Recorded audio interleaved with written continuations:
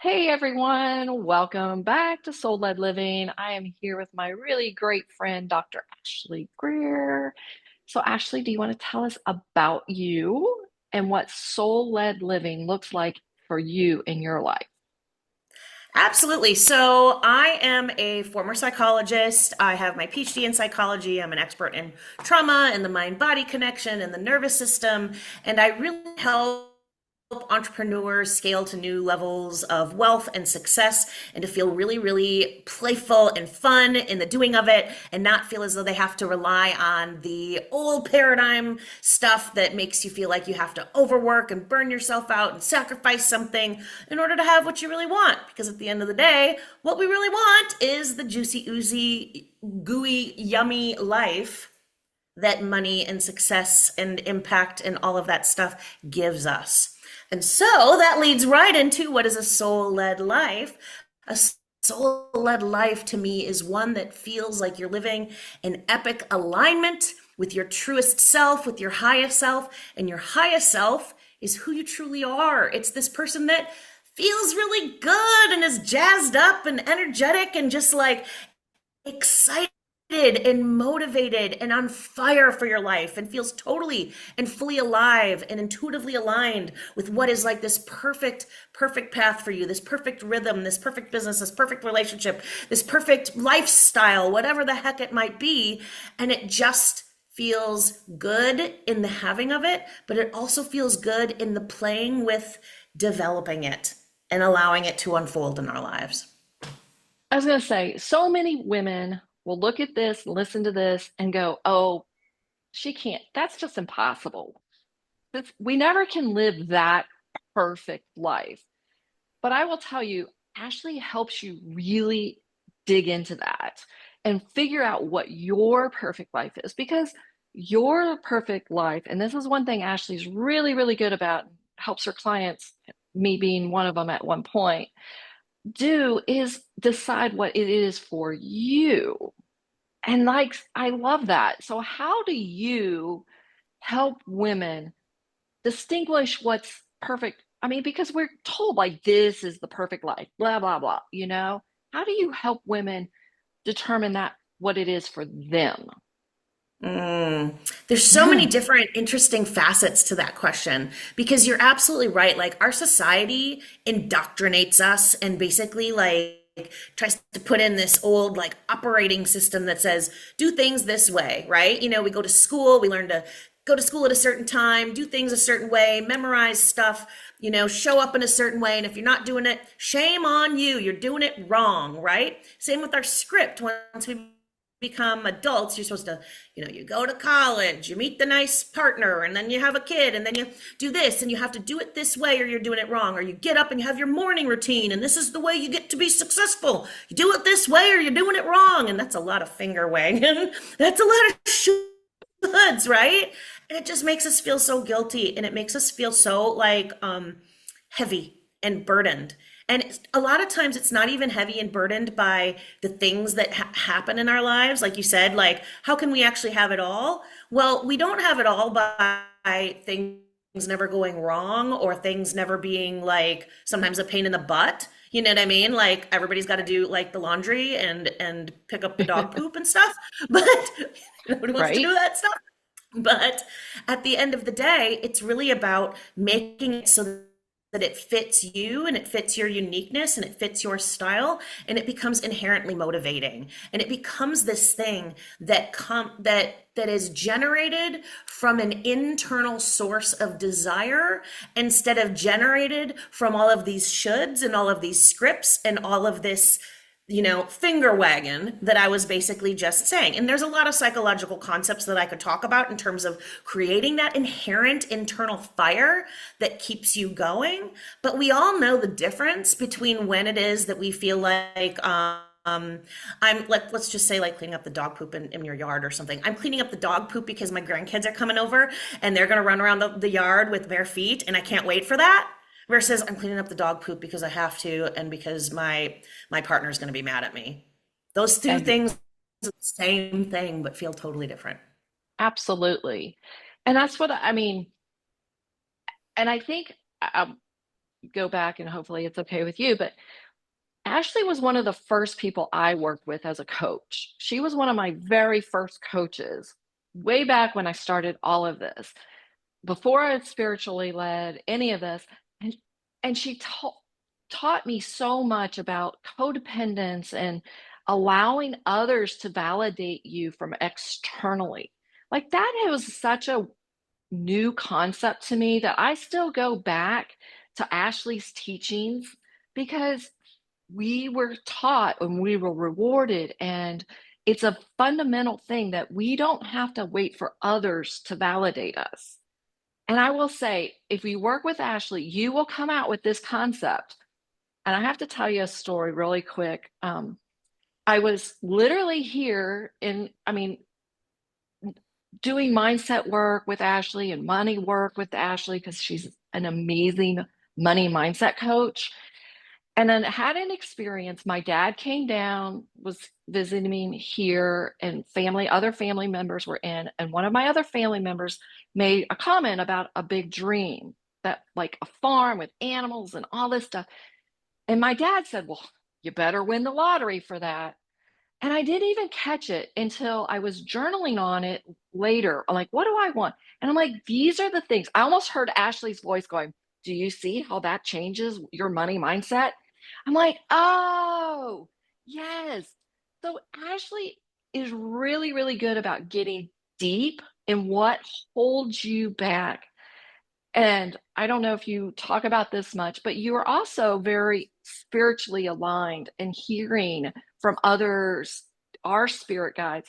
Do you want to talk about that at all, or how you connect to that? Or is that something, because I think as a soul led living, you knowing what you do is also soul led, really helps your clients know how to align. Absolutely. So, like, the way I look at it is it's almost like we have a PVC pipe running from, like, like our crown chakra all the way down through our entire bodies, right? And we can open up this PVC pipe and just gather information from the universe, just gather information, hear messages, get intuitive guidance. And when we have our nervous system regulated and when we're not in a stress response and we're not reacting from trauma, guess what? We hear clearer. And this is the thing, that PVC pipe gets covered with what I would say would be almost like filters, right? Like imagine like a filter, and filter upon filter and upon filter. Those are those traumas, those chronic stressors. Those are those limiting beliefs. So those are those stuck emotions. Those are those childhood experiences, or the things like what your dad said. All of these things become filters, and they make it harder to hear. And they make it harder for us to listen and to receive that divine guidance that's always available to us in all ways, shapes, and forms. And we can all receive it. You don't have to be special or somebody, Absolutely. extraordinary in order to open that up. You just have to remove everything that isn't you to just be open to receive. And then when you can receive and you can hear, then you're able to receive in 3D. Do you know what I mean? Like money and relationships and all of that stuff, because suddenly you're no longer acting from those internal barriers or internal filters that say it shouldn't be this way, or I can't have this, or I got to win the lottery, or whatever it might be. And you're just an open vessel that can receive. I love that. But yeah, what I heard, what I learned from when my dad said that, I'm like, this is why it's really hard until working with Ashlee to tell my dreams to people, because that comment of win the lottery. Okay, we all know that it's to buy land takes money. We're not stupid, but what it did was it squished the commenting on my dreams. And for my family member, I'm like, yeah, she's like, yeah, I hear it all the time, like I stopped saying it. But I love how working with Ashlee and working through that money mindset gives you the freedom and the safety. And I'm almost like tearing up a little bit because this is what Ashlee has done for me, to say, my dreams are valid. I'm valid. My dreams are valid. I can say, I have to learn maybe who to say them to, but Ashlee has taught me, because of, like I said, working with her very early to be find my safe places. Now, Mm. how do you actually like help not only just help people, but tell us how you did that for yourself? Interesting. Um, so I mean, really, it I want to go first to, defining our safe place and the concept of that. And a lot of times we think of our safe place as something that's external, right? We think of it as maybe home, we think of it as maybe our partner or our best friends and things like that. And those can be incredibly validating and incredibly great. But as you said, Michelle, ultimately what we want to do is we want to bring that to the inside. We want to make our safest space the place that resides within. We want to make the safest place the place we know we can always return to and can never be taken Yep. away from us. And And then that's what happens? soul-led living to me. Right. That's the definition of soul-led living. You are living from your own safety validation. Sorry, but Yes, 100%. I couldn't agree with you more. Because when you can return to that place and when you can return to that home that's always within you, that means that you're never unsafe. That means that you're always capable and able to take risks, trust your decisions, feel confident, because home is always in there, because home is always the place you can return to just by taking a breath. You know what I mean? Just by reminding yourself that you're safe within your own being, right? And so, and for myself, in terms of my own journey, how I did that, I mean, to be totally honest with you, like I was a practicing psychologist. I was the head of trauma at a 40,000 student university. I was engaged to a very nice man. We had a very nice house. We were about to get married, and I was incredibly unhappy. And I was so disconnected from my soul, disconnected from that feeling of internal home, and I was constantly ticking boxes of the things that I should have accomplished that should have made me happy and should have finally made it so that I, hit the jackpot. Oh, I finally got there, wherever there is, right? And I realized that this just wasn't working.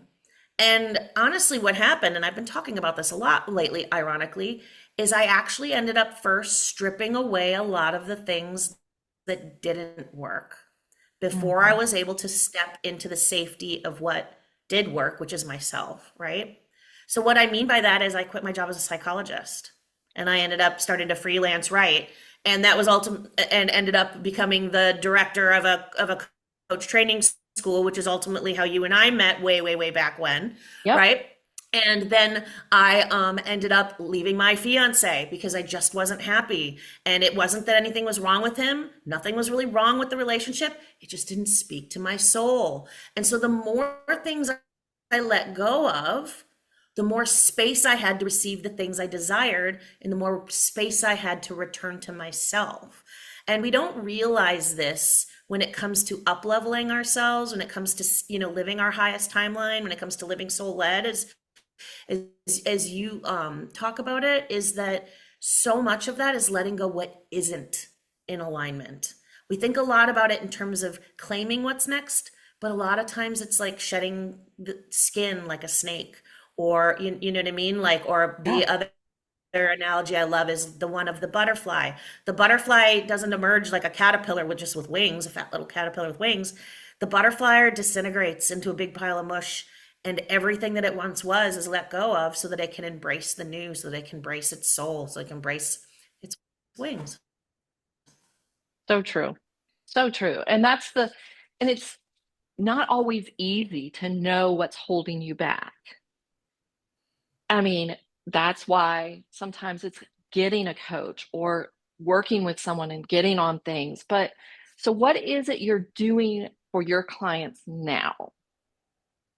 So right now I'm really, really focused on, wealth and success mindset for established entrepreneurs who are feeling like they really want to scale their businesses to the next level without burning themselves out, without sacrificing, without having to basically sacrifice their soul, you know what I mean, in some kind of bargain in order to have what they really want, which is usually more freedom, more impact, and all of this beautiful stuff in their lives, and to feel good in the attainment of it.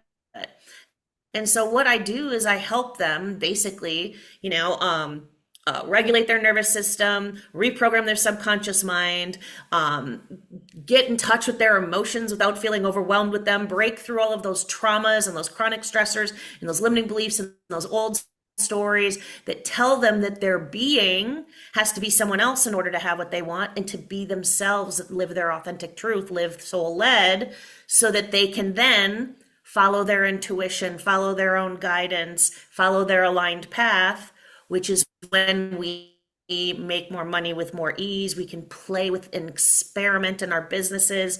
We no longer feel the need to push and hustle, which is a stress response. It is a fight or flight response. And instead, we can take these actions that come from overflow and abundance and knowing and trust and belief and confidence, instead of the actions that come from fear and anxiety and worry and not enoughness and feeling the need to prove your worth, feeling the need to be validated, or that scarcity mindset that says there isn't enough and I have to cling to or grab onto anything I can, otherwise it's going to leave me. And so when we apply those principles to success and money, because it's the same bucket, peeps, you know what I mean? We are then free to be the ultimate creatrixes of our lives, where we can create things and it becomes a heck of a lot of fun, because it's not really about the having of it, it's about the creation of it, isn't it? Because that's the It whole journey. is. It Yeah. is. And it's, I mean, I will say the creation of it, following that path that you're led down. It's so many times it's like not the shoulds, like we talked about, it's not the shoulds. I should go do this. I should go do that. But it's like, I want to go do this. I mean, when you live a life that from the place of, I want to go talk to women about hearing that connection. I want to help them versus, oh, I should, I need to, oh, this would be good if I did. And I will say, as you know, those are words that if you're thinking those words, you're from a place of, I'm going to, of people pleasing versus me pleasing. Right. Because those are, if you're thinking those are the keys. That's the, like, why am I thinking this? Ask yourself. So I have to, I have to share, tell people about your amazing, because this is where I think a lot of women also, especially, I'm sure you work with this because it's not my area, but established entrepreneurs, they don't think they have the freedom to do the things they want. So tell people, if you don't mind, whatever you want, your journey between all the places you've lived and yet still have this amazing business. This like ideal, like, how could that even happen? But you do it. Yeah, so I have, so like I was saying, I used to be, the psychologist, worked at the university, had the good job, was burnt out, had the fiance, the house, all the stuff that looked good on paper. And then basically I left it all behind. And I have gone through a heck of a journey. I have lived in log cabins in the Rocky Mountains. I have lived off grid on an organic farm in Hawaii. I have lived in Bali for years. That's where I met my current partner, who's from Australia. I have lived in Thailand, in Germany, in the UK. I'm currently in the UK, about to go back to Australia. We've lived in Australia. We've lived all over the world. And, I'm realizing more and more that it's this perpetual freedom to be where I want when I desire to be there, just because I feel like it and it feels good, that feeds and seeds my soul. And for the time being, that's what I'm going to do, because I just love it. And I love being able to try on something just because of the adventure of it, because of the delight in it. I often talk about this, and you were really connecting with it before, Michelle, is this a sense of, choosing something because you desire it, choosing something because you want it, right? Because it feels good. A lot of times what I talk about with my clients is the fact that so often we feel safe. I'm not safe. We don't feel safe choosing what we want. Right. And, we want to move to a place of feeling safe choosing what we want first. But that's only the first step. The second step is we want to feel delight. And we just want to feel lit up with that sense of desire and that sense of, I get to, just like you said, Michelle. And that's the way I feel about my life is I get to live it like this and I get to live it the way that feels good to me.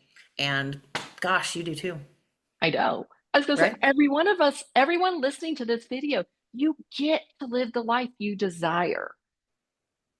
I say most, this is where I work and Ashlee works, is defining what we desire because you have, like Ashlee said, you have to strip away what you've been conditioned to do.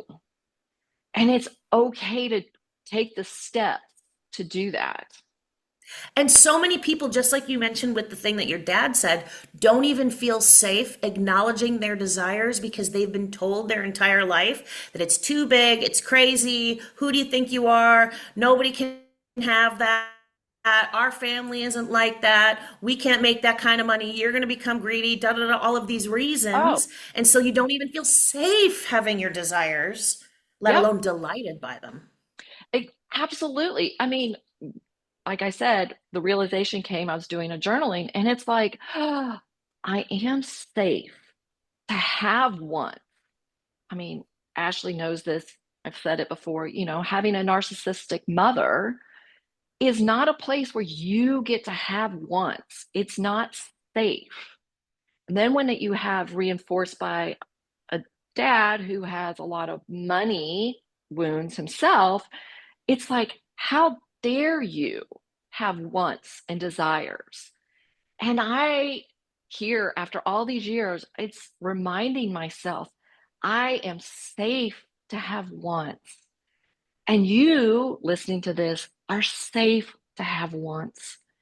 And if you really struggle with that concept, um, please reach out to Ashlee, reach out, because that's the first step. You can have, I will say, I think that's the very first step to decide you want something.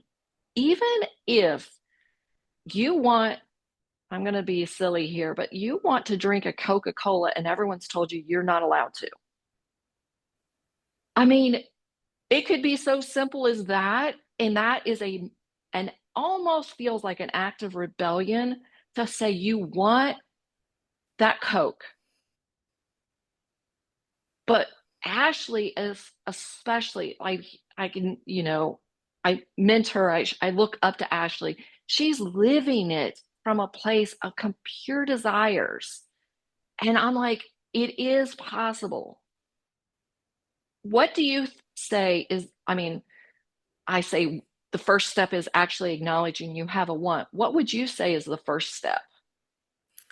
Um, I think the first step is acknowledging you have a want, but I think sometimes people aren't even aware that they have a want until they realize the clarity through the contrast with, I realize that I'm not happy with what I have. Sometimes that can be the Perfect. first step. And because I say that because I think we're taught to suck it up and to not, you know what I mean? Like, oh, you just be grateful for what you have. And it's particularly if you've had abusive parents and stuff, you may have gotten a bit of a like, you should just be grateful kind of an attitude. And so we're taught to disconnect from our feelings. And this is why I say it's so important to connect with our feelings, Mm, is because it's as important to understand what doesn't light you up so that you can understand what does.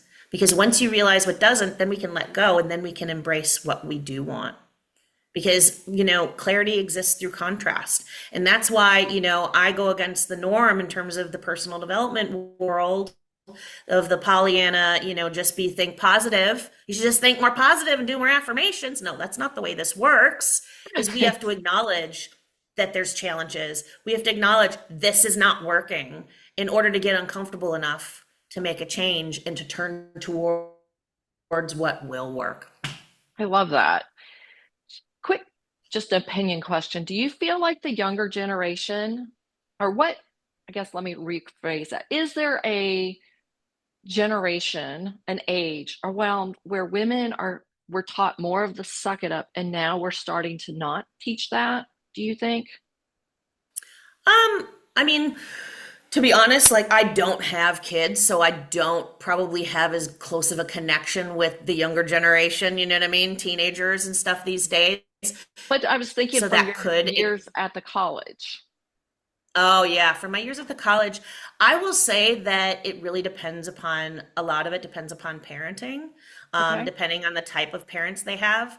A phenomenon that has occurred for younger generations, but wasn't really present with our generation, Michelle, was helicopter parenting. The Mhm. parents who come in and fix everything.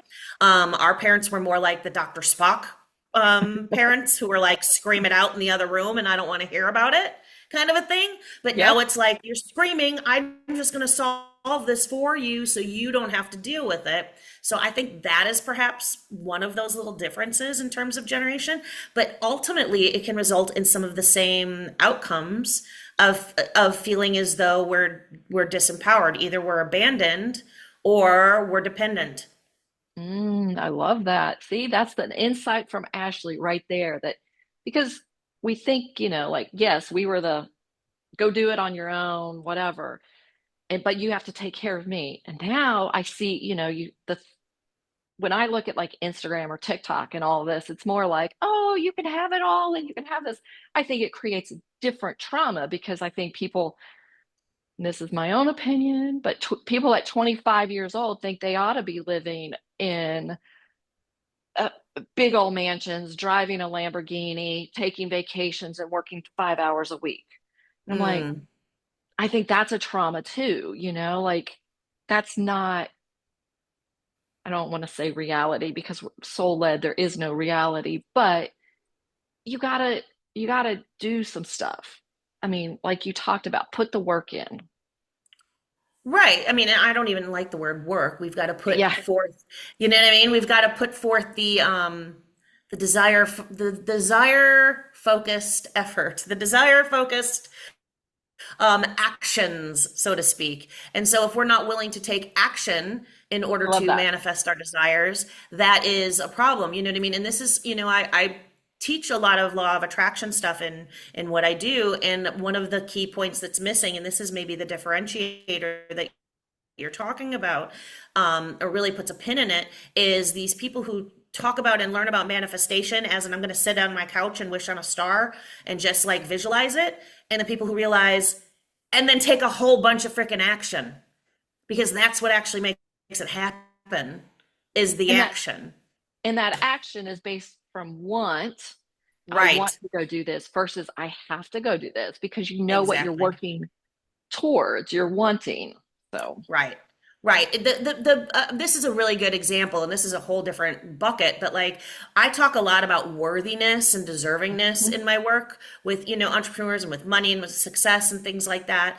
And I believe that we're all fundamentally worthy. We are all fundamentally deserving of that mansion, of the short work week, of all of these things. But it's the actions that we take that actually result in the outcomes. The deservingness doesn't have to be questioned, but correct. our actions are what motivates and what results, what creates the results. And so if we don't have the results, first look at the deserving and the worthiness and the internal mindset stuff. Once you get that figured out and you're taking action, you'll get results. Like it's inevitable. But if you're not taking any action and you feel deserving, well, that's just, you know what I mean? That's just wishing on a star. And that's just not how this stuff works. Sorry. Well, Sorry. Hashtag sorry, not sorry. I love that. Is there any piece of advice you would like to leave with people? The biggest piece of advice that I would have probably for your community and for women in particular is what I like to call Dr. Ash's reverse golden rule is to do unto yourself as you would do unto others. To give to yourself as generously and as full of love as you are always giving to everybody else because you deserve it. That is amazing. And that's going to be the title of the show. So, how do people get in touch with you? Where do you like to work? And how do people get in touch with you? You can, follow me on Instagram. It's dr.ashleygreer, or my website, ashleygreer.com. I have a lot of awesome free resources that I He can give you a does. link to, that you can download and get, learn about how your money mindset is involved with your nervous system and nervous system regulation and all of that good stuff, and how to bring all your desires to life. And otherwise, you can just even send me an email, ashley@ashleygreer.com, and I'd love to hear from you because That's I so just love awesome. connecting to community. Yeah. Thank you so much for coming on and talking about soul-led living through what you do and how you support that. Because I'm really, it's not one person that creates a movement. It's all of us that are creating a movement for women to live from a place of alignment and joy and desires. And I love that you help them with that money mindset and the traumas and all the stuff. Thank you so much for having me. And it's always, always such a delight to talk to you and to connect with you. And I love the way that you share your heart with your community because you inspire me so much. Well, thank you.